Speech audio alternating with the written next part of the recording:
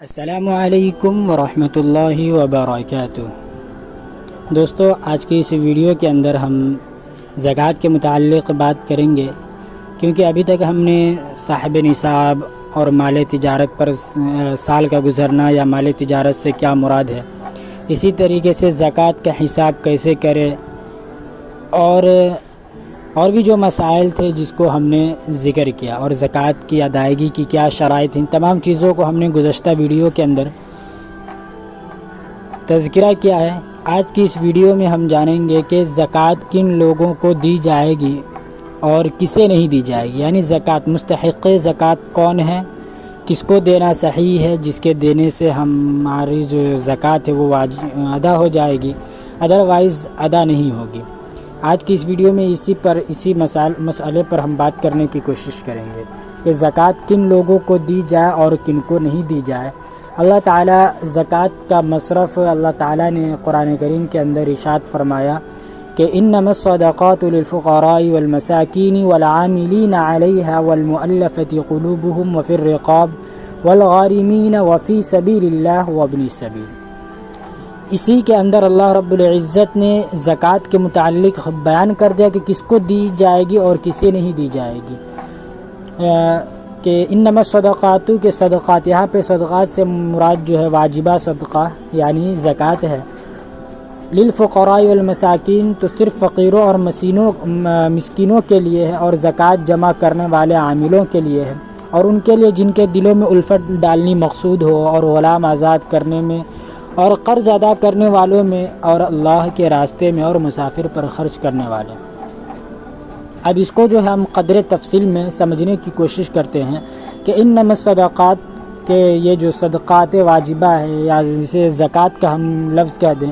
للفقراء والمساکین، للفقراء اور مساکین کسے کہا جائے، یعنی فقراء کون ہے اور مساکین کون ہے؟ تو فقراء وہ ہوتا ہے جس کے پاس کچھ بھی نہ ہو،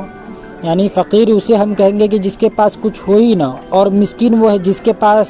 کچھ مال تو ہو لیکن بنیادی ضروریات پوری کرنے کے لیے کافی نہ ہو۔ یہ دونوں جو ہے زکوٰۃ کے مستحق ہوتے ہیں۔ ایک کے پاس کچھ نہیں ہوگا، دوسرے کے پاس کچھ ہوگا، لیکن جو ضروریات پوری کرنے کی چیزیں ہیں، بنیادی ضروریات، اس کو پورا کرنے کے لیے جو ہے اس کے پاس اتنا حیثیت نہ ہو یا اس کے پاس مال نہ ہو، حیثیت نہ ہو۔ اس کے بعد والعاملین علیہا یعنی پہلے زمانے میں جو لوگ زکوٰۃ کی رقم جمع کرتے تھے، ان کو جو ہے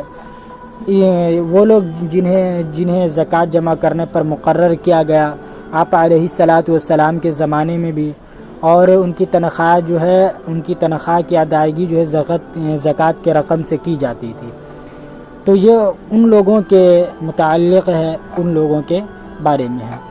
کہ اگر کوئی ابھی بھی اس زمانے میں زکوٰۃ کی رقم اگر ادا کرتا ہے تو ان کو بھی جو ہے زکوٰۃ کی رقم سے تنخواہ دی جائے گی۔ والمؤلفۃ قلوبهم یعنی وہ لوگ جو مسلمان بنتے، نئے اسلام کو قبول کیا ہے، تو ان کے دل کو بہلانے کے لیے، ان کو جو اسلام پر پختہ جمانے کے لیے، پختہ کرنے کے لیے جو ہے زکوٰۃ کی رقم جو ہے دی جا سکتی ہے۔ والغلام اسی طریقے سے وفی الرقاب اور غلام آزاد کروانے کے لیے بھی جو ہے زکوٰۃ کی رقم دی جائے گی۔ مقروض والغارمین، مقروض کو جو قرض کی ادائیگی یا دیگر ضرورت کے لیے زکوٰۃ دی جا سکتی ہے۔ اگر کوئی مقروض ہے تو قرض کی ادائیگی کے لیے جو ایسے لوگوں کو زکوٰۃ دی جا سکتی ہے، یا اسی شخص کو اور دیگر ضروریات کے لیے زکوٰۃ دی جا سکتی ہے۔ وفی سبیل اللہ وابن السبیل، فی سبیل اللہ سے اصل مراد جو ہے مجاہدین ہیں جو اللہ کے راستے میں شامل ہیں۔ اب یہاں پر جو علماء کرام نے فی سبیل اللہ سے جو شخص دینی علم حاصل کرنے کے لیے مکمل طور پر وقت دے تو اسے بھی جیب خرچ، کپڑے، کھانا پینا، رہائش اور کتب وغیرہ کے لیے یہ تمام چیزیں جو ہے زکوٰۃ کی رقم ادا کی جا سکتی ہے۔ یعنی وفی سبیل اللہ سے مراد مجاہدین ہے، لیکن اس کے ساتھ ساتھ وہ لوگ جو اللہ کے راستے میں علم حاصل کرنے کے لیے طالب علم ہیں، جو مدرسہ کے طلبہ ہیں، ان لوگوں کو بھی جو ہے زکوٰۃ کی رقم ادا کی جا سکتی ہے، دی جا سکتی ہے۔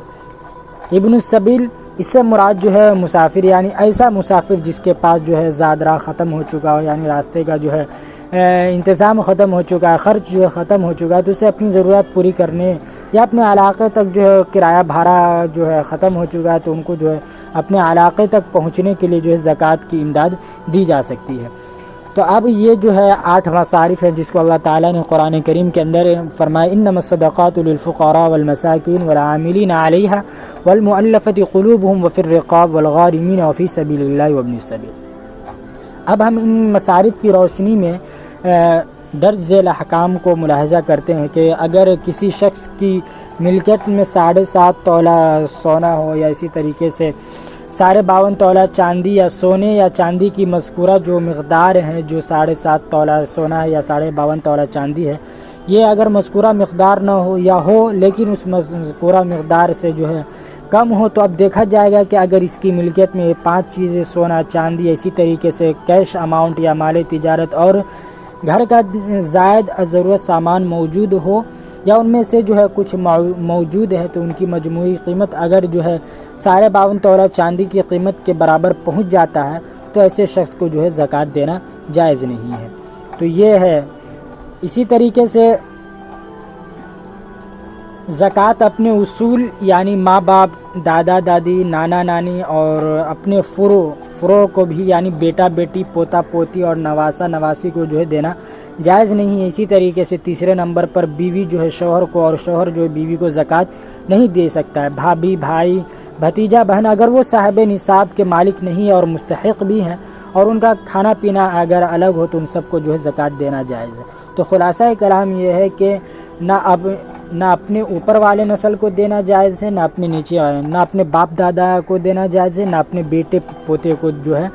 زکوٰۃ کی رقم یا ناتی نواسا نواسی جو ان لوگوں کو زکوٰۃ کی رقم جو ہم دے نہیں سکتے۔ یا بیوی شوہر ہے، شوہر بیوی ہے تو اس کو بھی زکوٰۃ کی رقم نہیں دی جائے گی۔ اس کے علاوہ جو بھی رشتے ہیں اگر وہ مستحق زکوٰۃ ہیں، ان کو اگر زکوٰۃ کی ضرورت ہے تو ایسے لوگوں کو جو ہے زکوٰۃ کی رقم دی جا سکتی ہے۔ نمبر 5 پہ جو ہے سادات یعنی وہ سیدہ کو جو ہے زکوٰۃ اور صدقات واجبہ دینا جائز نہیں، یعنی جو بنو ہاشم، سادات سے مراد جو ہے خاندان بنو ہاشم ہے، یہ وہ لوگ ہیں جو حضرت علی رضی اللہ تعالیٰ عنہ یا حضرت عباس رضی اللہ تعالیٰ عنہ، اسی طریقے سے حضرت جعفر رضی اللہ تعالیٰ عنہ ہے، حضرت عقیل رضی اللہ یا حضرت حارث بن عبد المطلب رضی اللہ عنہ کی اولاد اور ان کے نسب سے جو تعلق رکھتے ہیں، ان لوگوں کو جو ہے زکوٰۃ کے رقم سے ادا نہیں کی جائے گی۔ اس کے علاوہ دیگر جو ہے رقم وہ ادا کیے جا سکتے ہیں۔ اور نمبر 6 میں اگر میاں بیوی میں سے کوئی اگر بنی ہاشم سے ہے، سادات میں سے ہے، اور دوسرا غیر بنی ہاشم میں سے ہو، تو جو غیر بنی ہاشم سے ہو اس کو زکوٰۃ دی جائے گی۔ قاعدہ اور رول جو اوپر بتلا دیا ہم نے کہ سادات لوگوں کو جو زکوٰۃ نہیں دی جائے گی، اس کے علاوہ جو ہے زکوٰۃ دی جا سکتی ہے۔ لیکن اگر شوہر بیوی میں کوئی اگر سادات ہے تو جو سادات ہے اس کو جو بنی ہاشم کے خاندان سے تعلق رکھتا ہے اس کو جو ہے زکوٰۃ نہیں دی جائے گی۔ اس کے علاوہ جو ہے لوگوں کو اگر بیوی اگر سادات میں سے نہیں ہے تو اس کو جو ہے زکوٰۃ دی جا سکتی ہے۔ اگر باپ بنی ہاشم سے ہو تو اس کی اولاد بھی بنی ہاشم سے شمار ہوگی، اور اگر باپ غیر بنی ہاشم سے ہے، بیوی جو ہے بنی ہاشم سے ہے تو اولاد غیر بنی ہاشم شمار ہوگی، کیونکہ نسب میں جو ہے باپ کا اختیار ہوگا۔ تو اب اس اعتبار سے جو ہم بیٹے کو زکوٰۃ کی رقم دے سکتے ہیں، کیونکہ وہ بنی ہاشم کے اولاد میں سے نہیں ہے، اس لیے اس کو رقم دی جائے گی۔ نمبر 7 اگر استاذ غریب ہیں اور نصاب کا مالک نہیں ہے تو شاگرد کے لیے استاد کو زکوٰۃ دینا جائز ہے، بلکہ مستحق استاذ کو زکوٰۃ دینے کا جو ہے زیادہ ثواب ملتا ہے۔ اسی طریقے سے نمبر 8 مسجد میں جو ہے زکوٰۃ کی رقم نہیں دی جا سکتی ہے، چاہے وہ کسی بھی اعتبار سے کوئی بھی تعمیری مسئلہ ہو یا مسجد کے اندر کسی طریقے سے جو ہے تعمیری سلسلہ ہو، تو کسی بھی اعتبار سے جو ہے مسجد میں زکوٰۃ کی رقم ادا نہیں کی جا سکتی ہے۔ نمبر 9 مستحق ملازمین کو بطور تنخواہ زکوٰۃ کی رقم دینا جائز نہیں۔ ہاں تنخواہ کے عنوان کے علاوہ ایسے امداد سے اگر ہم اس کی ہیلپ کرنی چاہے تو ہم کر سکتے ہیں، اور ادروائز نہیں کر سکتے ہیں۔ کہہ رہے ہیں کہ مستحق ملازمین کو بطور تنخواہ زکوٰۃ کی رقم دینا جائز ہے، یعنی اگر یہ جائز نہیں ہے کہ اگر کوئی ہمارا ملازم ہے، اگر وہ زکوٰۃ کا مستحق بھی ہے تو اب تنخواہ اگر ہم اس کو یہ چاہے کہ تنخواہ ہم یہ نیت کر لیں گے کہ یہ جو تنخواہ دے رہے ہیں اسی میں زکوٰۃ ہے، تو یہ نہیں ہوگا، بلکہ اگر آپ ان کو، اگر وہ مستحق زکوٰۃ ہے اور اس کو آپ تنخواہ دینا، اس کو زکوٰۃ کی رقم دینا چاہتے ہیں اور زکوٰۃ دینا چاہتے ہیں، تو تنخواہ تو اس کی محنت کا عوض ہے، وہ تنخواہ تو آپ کو دینا ہی پڑے گا، لیکن اس کے علاوہ جو ہے دوسرے طور پر، ہدیہ کے طور پر، گفٹ کے طور پر جو ہے اس مستحق کی ملازم کو آپ زکوٰۃ کی رقم دے سکتے ہیں۔ لیکن یہ سوچیں گے کہ نہیں تنخواہ بھی اس میں ہو جائے گا اور زکوٰۃ کی رقم بھی اسی میں کٹ جائے، تو یہ ہرگز جائز نہیں، اس کا تو تنخواہ ہو جائے گا لیکن آپ کی جو ہے زکوٰۃ ادا نہیں ہوگی۔ اسی طریقے سے 10واں جو ہے، اگر ایسے این جی او ایسے ادارے ہیں جو شرعی حدود کا لحاظ نہیں رکھتے ہیں، شرعی جو رول اور ریگولیشن ہے اگر اس کا لحاظ نہیں رکھتے ہیں تو انہیں زکوٰۃ دینا جائز نہیں ہے۔ تو یہ وہ لوگ ہیں جو ابھی ہم نے بتلایا کہ کس کو زکوٰۃ دی جائے گی اور کسے زکوٰۃ نہیں دی جائے گی، اس کے اندر جو ہم نے بتلایا۔ رشتہ داروں کے متعلق ہم نے یہ بات کہی کہ اپنے اصول اور فروع کو نہیں دیا جائے گا، اس کے علاوہ جو بھی رشتہ دار ہے، ماموں، ماما، مامی، ان تمام لوگوں کو جو ہے زکوٰۃ دی جا سکتی ہے، بھتیجا، بھتیجی، اگر، لیکن شرط وہی ہے کہ اگر مستحق زکوٰۃ ہو تب، تو ان تمام لوگوں کو جو ہے زکوٰۃ کی رقم ادا کی جا سکتی ہے۔ اللہ تعالیٰ سے امید ہے کہ آپ کو جو ہے یہ بات معلوم ہو گئی ہو کہ کسے زکوٰۃ دینی چاہیے اور کسے نہیں دینی۔ اسی طریقے سے بیوی شوہر کو زکوٰۃ نہیں دے سکتا اور شوہر جو ہے بیوی شوہر کو زکوٰۃ نہیں دے سکتی اور شوہر جو ہے بیوی کو زکوٰۃ نہیں دے سکتا۔ اس کے علاوہ سادات یعنی جو بنو ہاشم کے خاندان سے وہ بھی جو ہے زکوٰۃ ان کو بھی نہیں دیا۔ ہاں، پھر الگ دوسرے مد سے جو ان کا جو ہے ان کی جو امداد کی جا سکتی ہے لیکن زکوٰۃ کی رقم نہیں۔ اسی طریقے سے مسجد میں بھی جو ہے زکوٰۃ کی رقم نہیں دی جا سکتی۔ اور اگر آپ کا کوئی ملازم ہے اور وہ مستحق زکوٰۃ بھی ہے اور آپ یہ چاہیں کہ تنخواہی میں ہم کاٹ لیں گے اور وہ بھی زکوٰۃ کی رقم ہو جائے گی، تو اس کو تو تنخواہ مل جائے گی لیکن آپ کی جو ہے زکوٰۃ ادا نہیں ہو جائے گی۔ اگر آپ اس کی مدد کرنا چاہتے ہیں اور زکوٰۃ دینا چاہتے ہیں تو تنخواہ تو اس کی محنت کا حق ہے، لیکن اس کے علاوہ سے آپ گفٹ اور تحفہ کے نام پر، ہدیہ کے نام پر جو ہے آپ اس کو زکوٰۃ کی رقم ادا کر سکتے ہیں۔ اسی طریقے سے کوئی ایسے ادارے ہیں جو شرعی حدود کے این جی او ایسے ادارے ہیں، اگر یہ شرعی حدود پر عمل نہیں کرتے ہیں تو ایسے کو اگر ہم زکوٰۃ دیتے ہیں تو زکوٰۃ جو ہے وہ ادا نہیں ہو جائے گی۔ یہ تمام باتیں ہیں جو مستحق زکوٰۃ ہے اور کس کو زکوٰۃ دینی چاہیے اور کسے زکوٰۃ نہیں دینی چاہیے۔ پھر ملتے ہیں ایک نئے ویڈیو کے ساتھ، تب تک کے لیے آپ اپنا خوب خیال رکھیے۔